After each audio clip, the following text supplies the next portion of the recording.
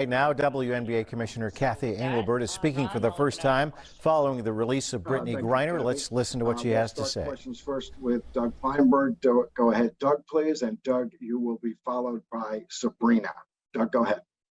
Hey, Kathy, good to see you on a happy day. You mentioned a little bit, what was your reaction? Forget being commissioner for a second, but just your reaction as hearing the news of Brittney's release. I'm sure you heard early on, like the rest of us. What was your reaction to when you first heard the news? Really emotional. I can't tell you, what this means to, I think, the whole WNBA community, to have her home safely. Basketball aside, by the way, this was just really emotional. I'm not a hugely emotional person, but I got very choked up and kind of knew for a couple of days that something might be happening, but you never know again until it happens. In that moment, and things, fall through at the last minute. So when it happened this morning, I just emotional, Doug, is all I can say. Thanks, Doug. We'll now turn to Sabrina, and Sabrina, you will be followed by MA. Sabrina, go ahead. Hi, Kathy. I'm curious if the WNBA had any plans for what to do next if and when Fiji was released. Yeah, so obviously support her family, herself. Cheryl's on her way, I believe, to Texas, where Brittney's on her way to Texas. And obviously she'll be evaluated medically and obviously give them their time and their space and her reunite with their parents as well.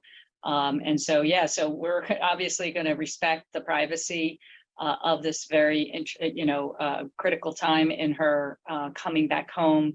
And obviously, I'd love to call her. I'd love to see her. We're going to give her the appropriate space and time for that. And then, follow again what Brittney and her family want to do about re-engaging with the WNBA and our players. So I know our players are very anxious to re-engage and reunite with Brittney as well. So we'll follow the players' league. We're a player first league, and what they want to do is what, we'll try to broker, but, let's give Brittney some space and her family. It's been a long ordeal, horrible ordeal, and really look forward to her return and hearing her voice. And, I always call her this gentle giant. Really look forward to reuniting myself with her, because she had written me a letter a couple of months ago. And, since then, obviously the appeal occurred and wasn't successful. And then she got moved on our election day, on the midterm election day. And so we've been monitoring it very closely ever since.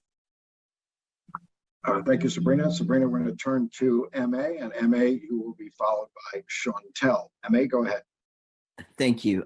Commissioner, can you expand a little just on the synergy between obviously the WNBA, the union, the players individually, the NBA, the work you guys have done, probably a lot of it maybe behind the scenes over the last 10 months with the common goal of getting Brittney freed? Yeah, Emma, I appreciate that question, because it has been a total team effort. I mean, we use that analogy in sports all the time, but we could not have done this without the NBA. We could not have done this without Brittney's agent, Brittney's lawyers, Brittney's the whole ecosystem around women's sports, women's basketball, sport in general. She's a star, one of the greatest players ever to play the game. So I think, the efforts of everybody have been helpful. The support has been helpful. The voices have been helpful. But again, this came down to the leadership of our government and our State Department, and they got this done, and I'm so grateful to them. But it was helpful to have all of those players behind her. NBA players, Steph Curry opened up during the ring ceremony this year thinking about Brittney. Phoenix has the BG42 on their court when they opened up their season this year. Obviously, we did a lot of things during the season to remember Brittney so she wasn't forgotten. So again, team effort by everybody. I can't tell you that doesn't happen in every industry, but it happened here. Thank you. Thank you, MA. Chantel, you are up, and you will be followed by Eden. Eden, you'll follow Chantel. Chantel, go ahead. Hi, Kathy.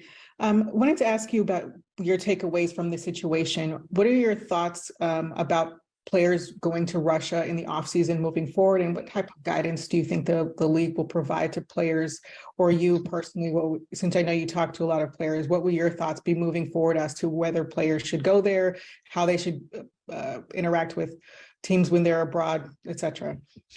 Chantel, great question, because as you know, I've been a big advocate for letting the players do what they want to do with their off season. This is their time to figure out what they want to do.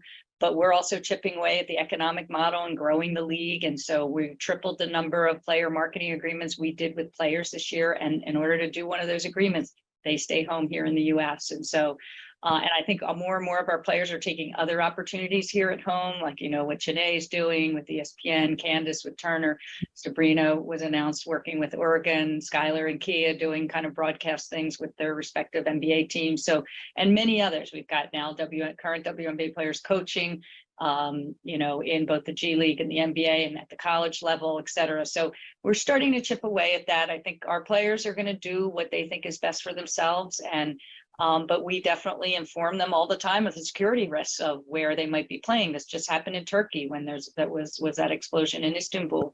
So, you know, whether it's Turkey, Russia, China, wherever our players go to play, Italy, Spain, Germany, you know, our players play everywhere, Belgium. We also have 23 players from outside the US who don't live in the U.S. in the offseason and play in Europe. And we've been listening to the WNBA commissioner talking about the release of Brittney Griner from a Russian prison in the prisoner exchange. The Russian, of course, arms dealer who was exchanged, and the Russians agreed to the deal. We'll have